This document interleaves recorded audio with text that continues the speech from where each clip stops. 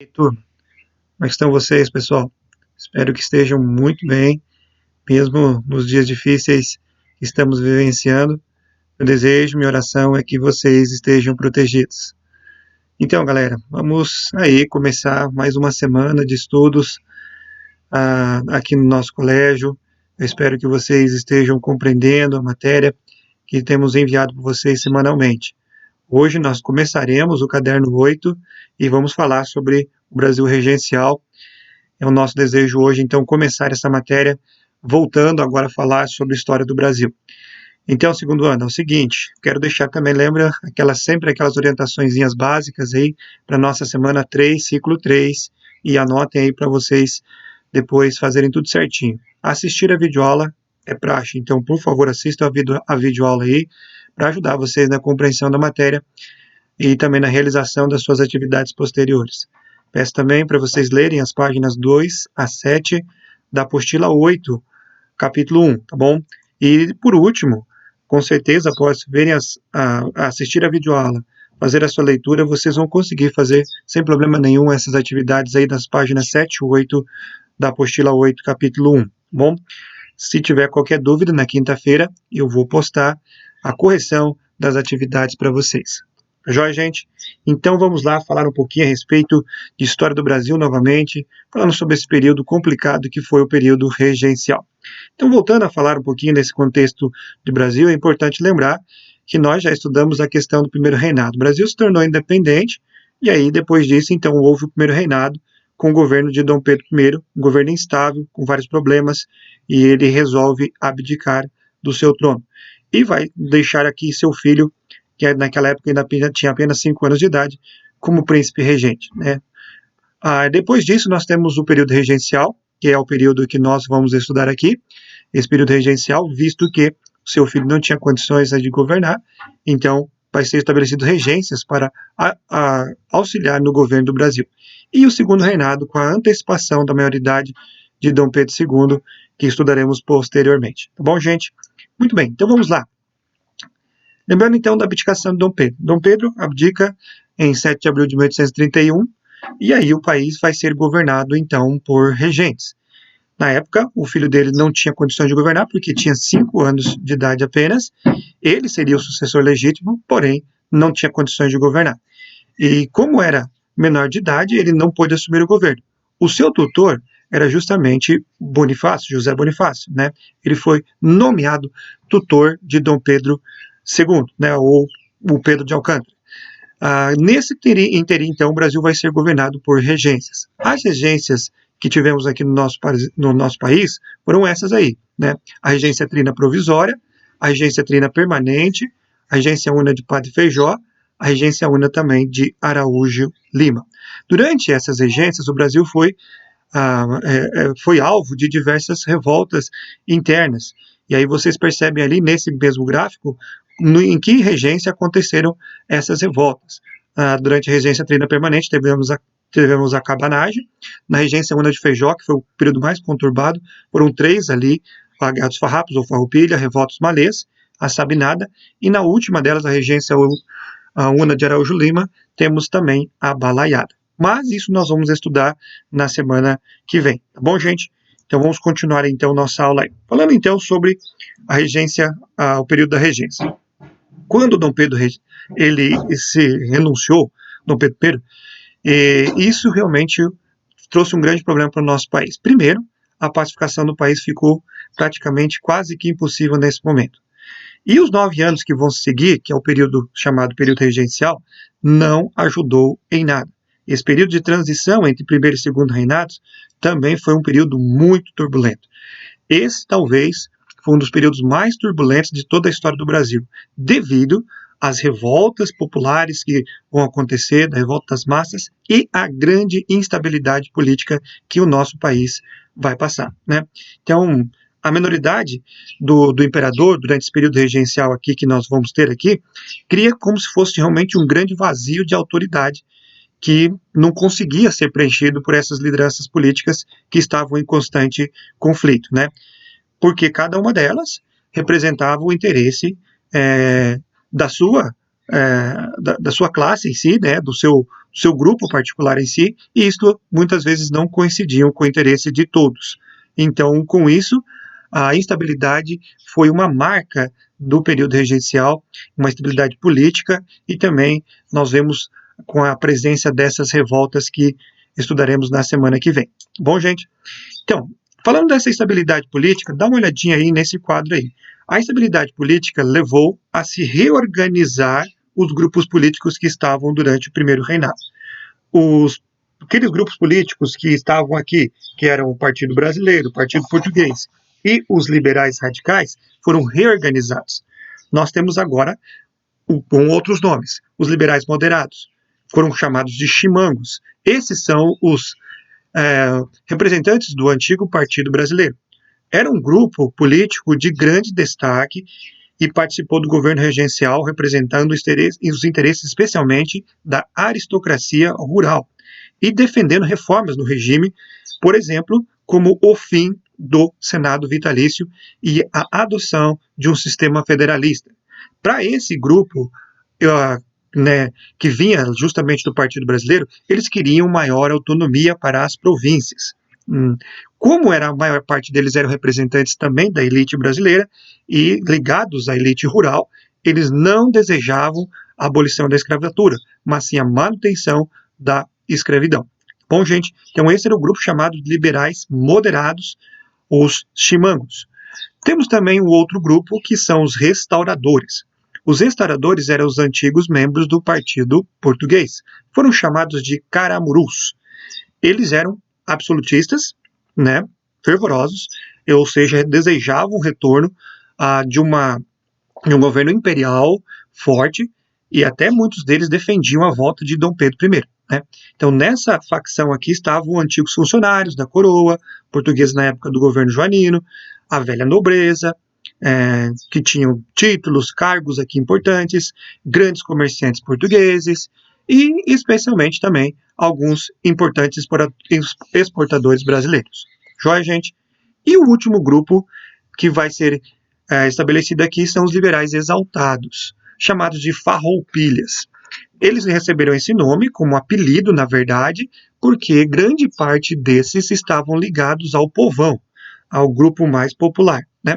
Então, as posições políticas dele atendiam aos anseios justamente desses segmentos mais empobrecidos, mais carentes da nossa sociedade. E o que vai assegurar realmente a ele um apoio político de uma boa massa de pessoas. Né? Eles eram defensores do quê? Da descentralização política.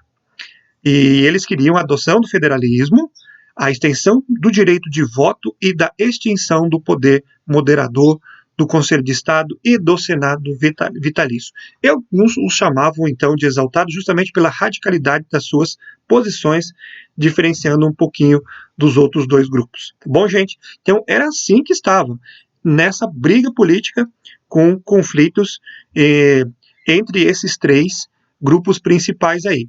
Né? Os liberais exaltados, nós temos também os liberais moderados e os restauradores, que eram aqueles que desejavam uma restauração da monarquia. Bom, então, diante dessa indefinição toda política, deixada aí por Dom Pedro e essas brigas aí, os membros da Assembleia Geral se reuniram no Rio de Janeiro e no mesmo dia da abdicação, eles elegeram um governo de emergência que ficou conhecido como a Regência Trina Provisória. Então nós vamos falar agora a respeito dessas regências, começando com a Regência Trina Provisória. A Regência Trina Provisória, ela vai refletir os interesses dos grupos mais importantes. Há uma tentativa, durante a Regência Trina Provisória, de manter, né, de tentar estabelecer a paz, de estabelecer aqui a paz interna entre os grupos presentes. Por exemplo, essa Regência Trina Provisória, ela vai recompor o extinto Ministério dos Brasileiros, que foi extinto por Dom Pedro I. Bom, então ela vai tentando trazer aqui, né, fazendo ações para restituir a paz interna entre esses grupos políticos. Quem vai fazer parte dessa Regência Trina Provisória? O Brigadeiro Francisco de Lima, do Exército. Nós temos também o Carneiro Campos, conservador, e Nicolau Pereira, ele era um liberal. De grupos que nós podemos encontrar aqui seriam os liberais, né, moderados, representados e também os restauradores representados com o Carneiro Campos. Então nós temos esses 3 grupos e um no meio ali para tentar ser, vamos dizer assim, esse equilíbrio que seria o Francisco de Lima. Porém, essa regência trina provisória, ela vai durar apenas um mês, de abril a maio de 1831, certo? Uma das coisas importantes que essa regência trina provisória vai estabelecer vai trazer a anistia aos revoltosos. Anistia, especialmente, aqueles grupos que estavam deixados, foram deixados de lado, especialmente durante o governo de Dom Pedro I. Bom, gente, então nós temos aí são essas características da regência trina provisória. Agora temos a regência trina permanente. Na regência trina permanente, veja como ela vai ser composta. O único representante da anterior que vai ser eleito vai ser o Francisco de Lima novamente. Aí agora eles vão trazer pessoas do norte do país, que é o Braulio Muniz, e o Costa Carvalho, da região sul. Então, tentando também equilibrar as situações. A regência trina permanente, ela tem um caráter muito mais liberal e menos conservador, né? A tentativa foi ainda manter o status quo, combatendo revoltas, tentando buscar aqui a estabilidade política entre os grupos, né? Então vai ser esta a intenção da regência trina permanente. A ordem deles que eles queriam era fazer justamente a manutenção e a obediência à Constituição que foi estabelecida em 1824. Bom, durante o governo da regência trina permanente, o ministro da Justiça era o Padre Feijó. E o Padre Feijó vai criar a Guarda Nacional. Essa Guarda Nacional, ela é composta por membros da elite e cidadãos com direito de voto. Gente, durante essa época aí, eram aproximadamente somente 6 mil eleitores, ou seja, somente 6 mil pessoas tinham direito a voto em todo o nosso país. Ok? Então vocês percebem que era um grupo seleto, justamente por causa do voto censitário que nós já estudamos. Então, quem eram esses caras? Geralmente eram aqueles grandes proprietários rurais que tinham uma influência muito grande sobre determinadas regiões. Esses camaradas, por causa da criação da Guarda Nacional, receberam títulos de coronéis. Ou seja, eles comandavam o seu eleitorado e também até, gente, por causa da força que tinham, até os juízes, criando leis segundo a sua segundo aquilo que eles queriam para as regiões aonde eles habitavam. Então são pessoas de grande influência nas regiões. A criação da Guarda Nacional foi uma tentativa para ajudar, especialmente, a conter as revoltas que estavam começando a acontecer. Manter, então, a ordem foi a tentativa da criação da Guarda Nacional. Tá bom, gente? Muito bem. Então, essa é a tentativa de fazer aqui com a Guarda Nacional, extinguir essas revoltas liberais. Ainda falando da regência trina permanente, ela vai criar, em 1834, o ato adicional. Bom, é uma reforma à Constituição de 1824.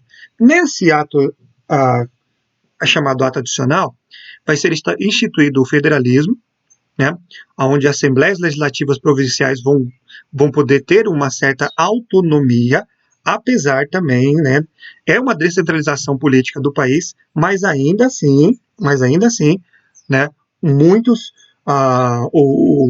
os presidentes desses conselhos eram escolhidos pelo regente, né, pelo príncipe regente, né, pelo governo, pela regência, pelo poder central.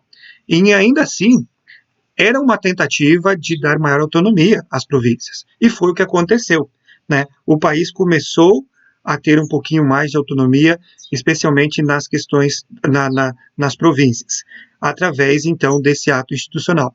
Claramente um ato que dá maior abertura para os nossos amigos chamados de liberais moderados, né? Os liberais moderados que queriam essa autonomia para as províncias. O ato adicional também vai substituir a regência trina pela regência una, tá bom? Escrevi errado ali, por favor, mas a regência una, ok?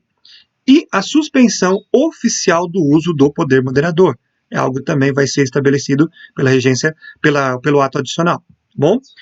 E a transformação da cidade do Rio de Janeiro em município neutro do estado do Rio de Janeiro. É o que estabelece o que nós chamamos de ato adicional. Pouco antes, Padre Feijó, o ministro da Justiça, ele resolve deixar o cargo em vista das grandes dificuldades que encontrou dentro do seu cargo, especialmente a oposição do José Bonifácio, né? Então ele resolve deixar o cargo em 1832, ficando assim, né, o cargo vago por um tempo, especialmente liderado aí pela Guarda Nacional. Ok, gente? Bom, um tempo depois vai haver a eleição para a próxima regência, a regência una, deveria ser estabelecida agora, conforme o ato adicional disse, e o Padre Feijó vai ser eleito. Ele vai disputar a eleição com um político pernambucano chamado Antônio Francisco de Paula e vai ganhar por uma margem de votos bem pequena, mas ele ganha, né? Então, como eu falei para vocês, haviam somente 6 mil eleitores naquela época, aproximadamente, mas Padre Feijó vai ser eleito ali com o que dizem ali aproximadamente 2.800 votos, para vocês terem ideia. Então ele consegue ser eleito ali. O Padre Antônio Feijó, ele vai começar a sua regência, a chamada Regência Una de Feijó, e ele era alguém que estava muito mais ligado aos moderados, né? O que vai acontecer aqui? A gente vai mudar novamente o nome dos partidos políticos. Agora nós temos os progressistas e regressistas. Quem eram os progressistas? Progressistas eram aqueles que queriam preservar os princípios descentralizadores do ato adicional. Os regressistas eram aqueles que queriam ampliar o poder do governo central. Fica fácil de identificar lá com as nossas antigas estruturas dos outros nomes. Em relação ao Partido Brasileiro e Partido Português, os progressistas seriam os brasileiros, os regressistas seriam os portugueses. Se pensasse também no que foi início do período regencial, os progressistas seriam os liberais moderados, enquanto os regressistas seriam os restauradores ou caramurus. Bom, gente, então o Padre Antônio Feijó, ele pende para o lado mais progressista, ele vai para o lado mais liberal, e por isso vai sofrer grande oposição dos regressistas. Feijó não vai aguentar essa oposição política muito grande durante o seu governo, né? Além disso, também as revoltas regenciais, elas começam a acontecer em maior quantidade. A farroupilha vai acontecer no governo dele, a cabanagem estava acontecendo já também, revolta dos malês. Então são revoltas que vão surgindo durante o governo de Feijó. E isso faz com que ele não aguente e acabe abdicando do poder em 1837. Inclusive, gente, essas revoltas, muitos regressistas culpavam justamente a autonomia das províncias, o ato adicional, pela presença delas. Porque cada província agora quer fazer o que bem entende. Então, é o que muitos acabam culpando ali. E temos a última regência, que é a regência una de Araújo Lima, que era regressista. Ele vai assumir o poder interinamente após a saída de Feijó, porque ele era o presidente da Câmara. Porém, ele vai ser eleito como o regente uno logo em seguida. Ele era um regressista, um antigo senhor de engenho, lá de Pernambuco, Araújo Lima, com muita tendência regressista, ou seja, ele queria a volta cada vez mais do poder concentrado nas mãos do imperador, né? A regência una de Araújo Lima ficou conhecida pelo combate às revoltas em todo o nosso país. E eles vão conseguir apaziguar muitas dessas aí. Bom, ele vai anular o ato adicional com a lei interpretativa do ato adicional, que vai ser aprovado em 1840. Né? Isso foi uma clara demonstração, gente, do principal objetivo do seu governo, que era simplesmente fazer com que o poder concentrasse novamente no Estado, né? Ou seja, não houvesse mais autonomia das províncias. Com isso, os regressistas vão aumentando cada vez mais a sua influência dentro do governo e as disputas entre regressistas e progressistas vão aumentando. Os liberais, os chamados progressistas, eles vão retomar o poder depois de criarem o chamado Clube da Maioridade. Nesse Clube da Maioridade, eles vão apoiar a maioridade de Dom Pedro II. Dom Pedro II que tinha naquela época apenas 14 anos de idade, ele vai assumir o poder com o chamado golpe da maioridade, com o apoio dos nossos amigos aí progressistas. Bom, gente, então é assim que nós vamos ver aqui o término desse período regencial, com o golpe da maioridade aplicado justamente para a volta desses progressistas ou liberais, ou brasileiros, como vocês queiram chamar. Bom, então esses são um pouco dos detalhes aí a respeito desse período regencial para vocês. Espero que vocês tenham compreendido, aí tem as referências bibliográficas.